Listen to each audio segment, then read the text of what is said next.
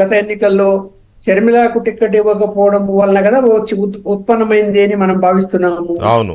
అలాంటి పరిస్థితుల్లో మళ్ళీ వివేకానంద రెడ్డి ఎంత మొండితనం ఉండాలి, ఆయన ప్రజాభిప్రాయం ఎలా ఉంది, ఇలా వెళ్తే ప్రజలు నన్ను చీకొడతారేమో అనేటువంటి ఆలోచన కూడా చేయకుండానే నిర్ణయం తీసుకున్నాడేమో. ఇప్పుడు మీరు అన్నట్టు ఒకవేళ షర్మిల గారికి ఒక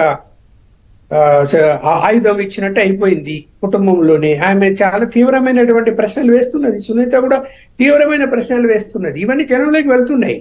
వెళ్తున్నప్పుడు వ్యతిరేకత పెరుగుతుంది గ్యారంటీగా. ఇప్పుడు ఎవరైనా పోనీలే అని అనుకున్న వాడు కూడా జగన్మోహన్ రెడ్డికి ఎందుకు ఓటు వేయాలి అని చెప్పి భావిస్తాడా లేదా? భావించినప్పుడు నష్టం ఎవరికి? నీకే కదా. ఆయన మరి ఎందుకంత మొండిగా ఉంటున్నారు ఏంటి అంటే ఇదేదో ఆడవాళ్ళ వ్యవహారం ఉన్నట్టు అది ఒక ప్రచారం అవుతున్నది మళ్ళీ ఇప్పుడు కూడా. అది ఇంకా ప్రమాదం. దీంట్లో ఆడవాళ్ళు ప్రమేయం ఉంది అని కనుక ఉంటే మహిళలు ఇంకా సీరియస్ గా తీసుకుంటారు. ఎందుకంటే రాజశేఖర రెడ్డి అంటే, వివేకానంద రెడ్డి అంటే అంత అభిమానం ఉంటుంది కడప మహిళల్లో. మరి అంతే కదా, అందులో పట్టుదల ఎక్కువ. ఇక్కడ ఇంత జరుగుతూ ఉన్నా కూడా ఇవాళ ఏంటి ఆయన పరిస్థితి చెప్పండి.